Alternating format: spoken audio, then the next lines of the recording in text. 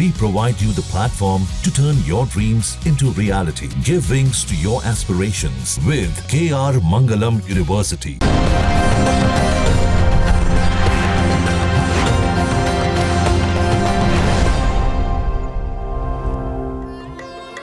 कर्पूरगौरम करुणावतारम संसार सारम भुजगेंद्रहारम सदा वसंतम हृदयारविंदे भवम भवानी सहितम नमामि। नमस्कार, लक गुरु शो में आपका स्वागत है।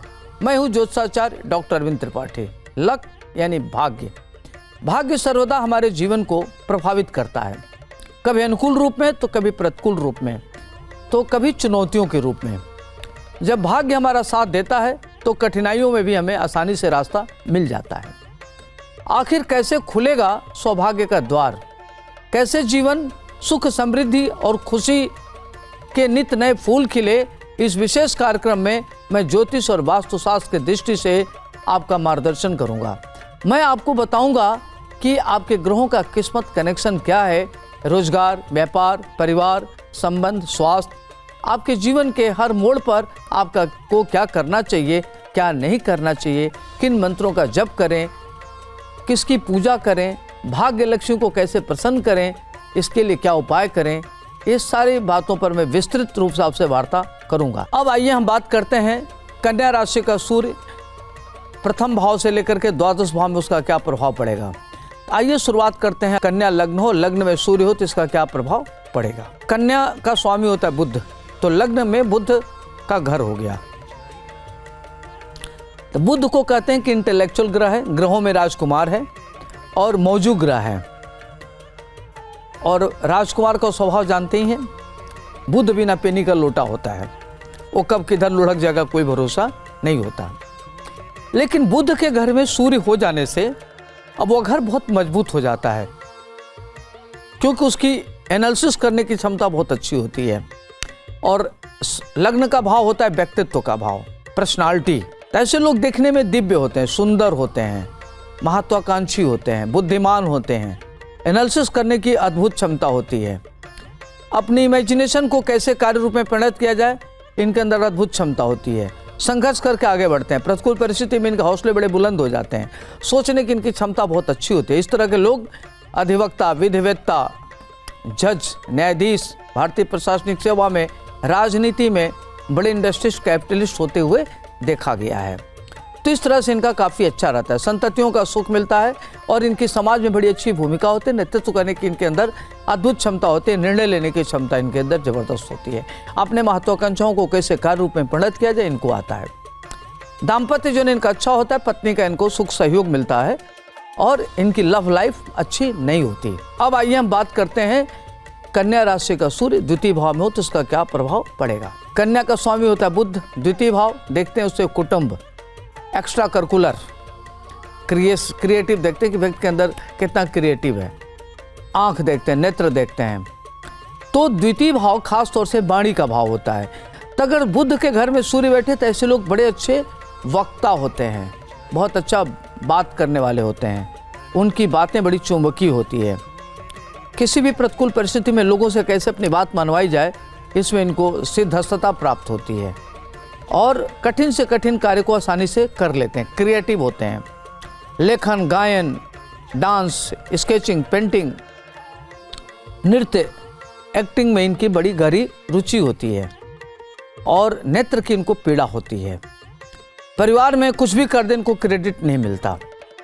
बहुत अच्छे ओरेटर होते हैं, वक्ता बहुत अच्छे होते हैं, धनाढ्य होते हैं और अपने मेहनत के बल पर धन अर्जित करते हैं। इस तरह के लोग हाईली इंटेलेक्चुअल होते हैं, हाईली एजुकेटेड होते हैं और अपने को कैसे आगे बढ़ा जाए बहुत ही सिंसियरली कार्य करते हैं। देश विदेश की यात्रा करने वाले होते हैं, माता पिता के परम भक्त होते हैं, संतान इनकी बहुत अच्छी होती है। कैरियर इनका खास तौर से अच्छे, जैसे न्याय के क्षेत्र में होता है, व्यापारिक क्षेत्र में होता है, रियल एस्टेट, प्रॉपर्टी, साहित्य, मीडिया में ये बड़े अच्छे पद पर जाते हुए देखे गए हैं। अब आइए हम बात करते हैं कन्या राशि का सूर्य अगर तृतीय भाव में हो तो इसका क्या प्रभाव पड़ेगा। तीसरा भाव होता है पराक्रम का भाव, भाई बंधु का भाव, सहज भाव। तो तीसरे भाव में अगर कन्या का सूर्य हो तो बुध का घर है। तो बुध का स्वभाव होता है हर चीज़ कल पर टालना, किसी चीज़ को ऑर्गेनाइज तरीके से न करना, मनमौजी तरीके से रहना, चूंकि बुध ग्रहों में राजकुमार थे, राजकुमार मनमोजी तरीके से होते हैं, तो इसके नाते लोग अपने को ऑर्गेनाइज नहीं कर पाते, आलसी होते हैं। इनका सबसे बड़ा दुर्गुण होता है कि ये आलस त्याग नहीं पाते, तो ये थोड़ा सा अपने को पीछे रह जाते हैं। ऐसे परिस्थिति में लेकिन सूर्य वहाँ होने से श्रेष्ठ फल का दाता हो जाता है, तो आदमी पराक्रमी हो जाता है, परिश्रमी हो जाता है, उसके अंदर अपरिमित ऊर्जा होती है और व्यक्ति जो उसके अंदर थिंकिंग पावर होती है उसको इम्प्लीमेंट कर लेता है। सूर्य के नाते व्यक्ति के अंदर डिसीजन लेने की पावर होती है और इस तरह के लोग बड़े अच्छे प्रशासक होते हैं। परिवार में जो इनकी जिम्मेदारियां उसको पूर्ण करने में सफल होते हैं। समाज में इनकी अहम भूमिका होती है, लोग इनको बड़े प्यार करते हैं और इनकी एक अलग पहचान होती है, बड़े ये सम्मानित होते हैं, मानिंद होते हैं और बहुत परिश्रमी होते हैं, परिश्रम से आगे बढ़ते हैं। इनके अंदर अपरिमित ऊर्जा होती है, इंट्यूटिव पावर इनकी बहुत अच्छी होती है, किसी भी चीज़ को जानना समझना इनको बहुत अच्छे से आता है। तो कैरियर इनका देखा जाए तो बहुत अच्छा होता है, थोड़ा संघर्ष तो होता है लेकिन संघर्ष करके महान उन्नत करने वाले होते हैं। अब आइए हम बात करते हैं, अगर कन्या राशि का सूर्य चतुर्थ भाव में हो तो इसका क्या प्रभाव पड़ेगा। चतुर्थ भाव माता का भाव हो गया और व्यापार का भाव हो गया और नौकर व्यापार इस सब का लेके मिला जुल के गाड़ी इत्यादि का भाव हो गया। तो जो चतुर्थ भाव में बुध का घर हो तो ऐसे लोग, उनके पास बड़े अनेक प्रकार के वाहन होते हैं, वाहन सुख उनको मिलता है, चतुष्पद वाहन, प्रॉपर्टी उनको विरासत में माता पिता के द्वारा मिलती है, ससुराल से भी प्रॉपर्टी उनको मिलती है। इस तरह के लोग खासतौर से शेयर, ट्रेडिंग, इंडस्ट्री इत्यादि में विशेष रुचि रखते हैं। मीडिया के क्षेत्र में इस तरह के लोग बहुत आगे बढ़ते हैं और व्यापार काफ़ी बड़े लेवल पर करते हैं। शेयर इत्यादि में बड़े अच्छे पैसा कमाते हैं। शेयर में, विधि के क्षेत्र में, मैनेजमेंट के क्षेत्र में इनका बहुत अच्छी भूमिका होती है। लेकिन सूर्य होने के नाते व्यक्ति प्रशासनिक सेवा में जाता है, राजनीति में सर्वोच्च पद पर पहुंचता है, करियर इनका बहुत अच्छा होता है और ये पढ़ने के लिए विदेश जा सकते हैं। इस तरह के लोग खासतौर से लॉ, मैनेजमेंट, टेक्निकल फील्ड में अच्छा प्रगति करते हैं, माता के परम भक्त होते हैं। नौकर इनके यहाँ ज़्यादा नहीं टिक पाते, नौकर इनको बराबर बदलना पड़ता है, नौकर से इनको दिक्कत होती है। प्रॉपर्टी वगैरह जो मिलता है उसमें देखते हैं कि उसमें विवाद होता है, उनको लिटिगेशन इत्यादि का सामना करना पड़ता है। पैतृक संपत्ति को प्राप्त करने के लिए इनको काफ़ी पापड़ बेलना पड़ता है। अगर कोई प्रॉपर्टी खरीदते हैं तो विवादित हो जाता है। तो इस तरह की समस्याएं इनको रहती है।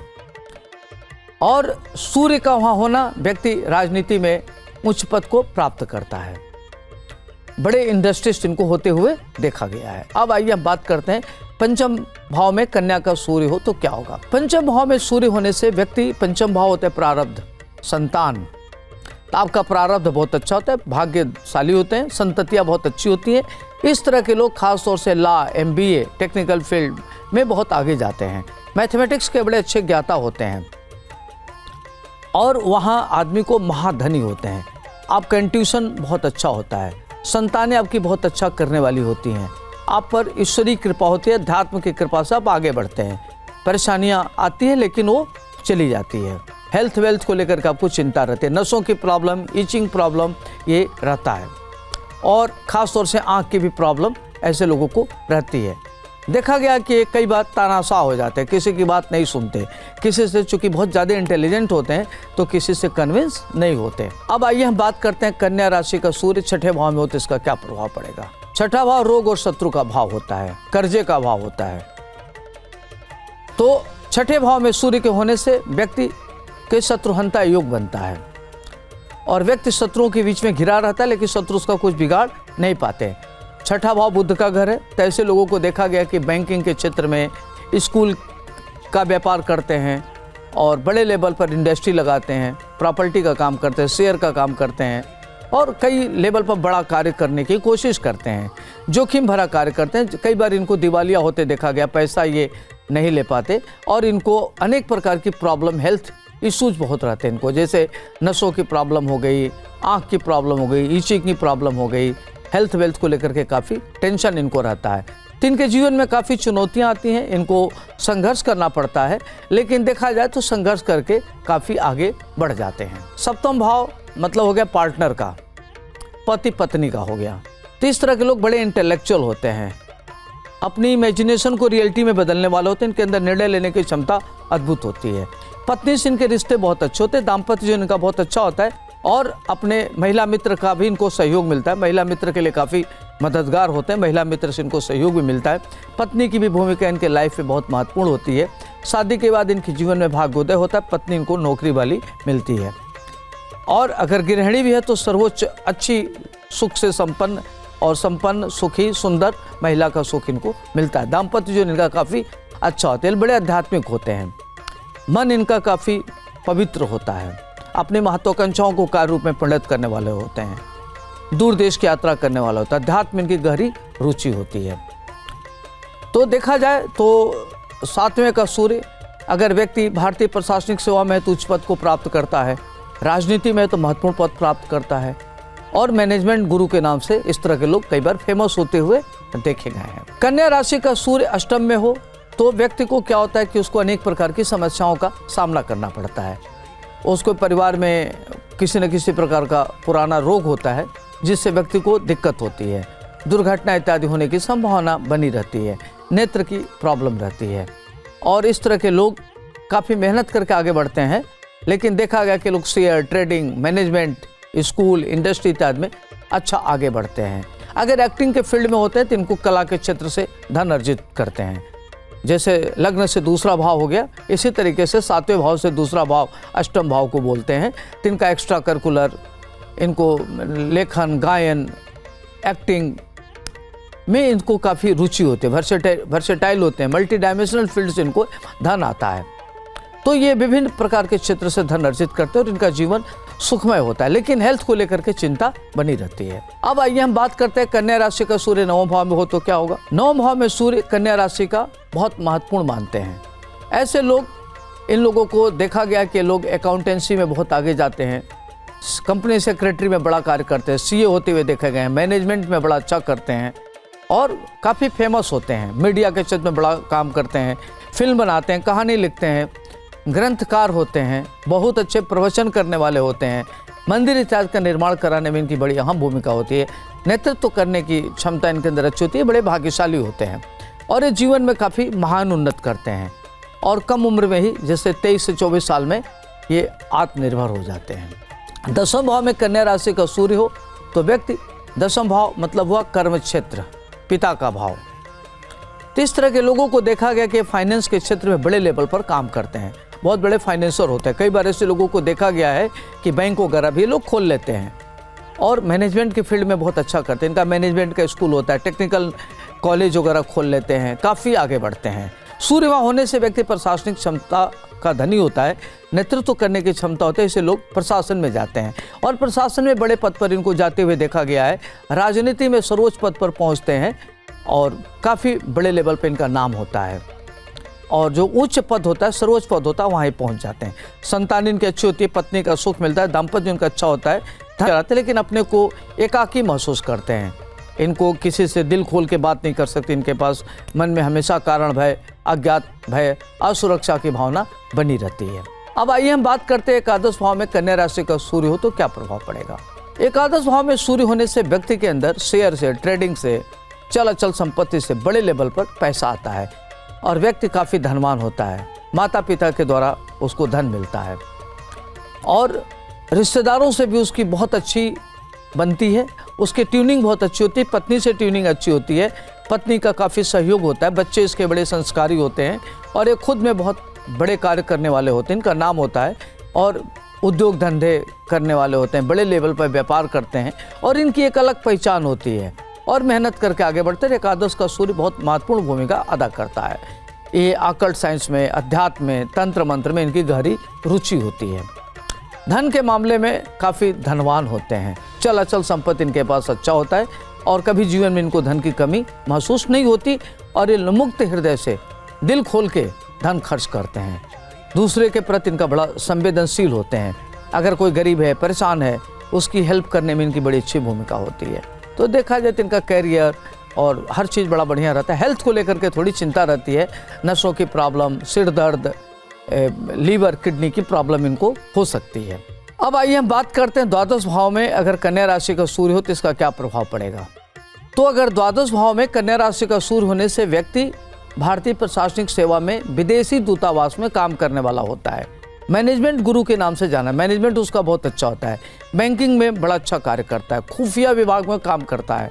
अगर वो खुफिया में है तो बड़े लेवल पर, जैसे रॉ हो गया, आईबी हो गया, या टेक्निकल फील्ड में, या जो फ्रॉड टाइप का काम होता है उसमें ये उसका इन्वेस्टिगेशन करने वाला होता है, बड़ा नाम होता है उसका, और देश विदेश में उसकी नाम होती है, उसके नाम का डंका बजता है, और शत्रु पर भी काफ़ी प्रभावी होता है। इस तरह के लोग विदेशों में बैंक भी खोल लेते हैं, उनका बड़ा नाम होता है, अंतर्राष्ट्रीय स्तर पर ख्याति लब्ध होते हैं, इनको अछूत कीर्ति होती है और अपने इज्जत प्रतिष्ठा को लेकर के बड़े सचेत रहते हैं और अपने आइडियोलॉजी से कोई समझौता नहीं करते। इनकी पत्नी अच्छी होती है, पारिवारिक लाइफ इनका बड़ा अच्छा होता है, जीवन में महान उन्नत करते हैं, बड़े आध्यात्मिक होते हैं, इनका सिक्स सेंस बहुत अच्छा होता है। कभी भी ये अनुकूल प्रतिकूल परिस्थिति में होते हैं तो लगता है कि कोई सिक्स सेंस या कोई स्पिरिचुअल पावर इनकी मदद कर रहा है, तो हमेशा इनको प्रकृति नेचर के द्वारा प्रोटेक्टेड अपने को महसूस करते हैं। 12 भाव में हमने कन्या राशि के सूर्य के बारे में बताया। आपको क्या करना है कि सूर्य से अगर लेकर के आपको, जैसे मान लीजिए कि नौकरी के लिए दिक्कत है तो आप लाल वस्तु का दान करिए, करियर को लेकर के, शत्रु को लेकर के परेशान है तो ओम गृहणी सूर्यानम इस मंत्र का जप करिए, धन हानि हो रही है तो गाय को रोटी गुड़ खिलाइए, और लगता है कि घर में कोई भी काम करें नहीं हो पा रहा है तो कन्या राशि वालों को भगवान श्री गणेश की आराधना करनी चाहिए और पंचमेवा के खीर से हवन करना चाहिए, और बुधवार के दिन खास तौर से इनको दुर्वा जरूर अर्पित करें भगवान श्री गणेश जी को, तो आपके जीवन में जो विघ्न बाधाएं परेशानियां हैं दूर होंगी। आज के लिए इतना ही, मुझे दीजिए इजाजत। आपका दिन शुभ हो, मंगलमय हो। नमस्कार।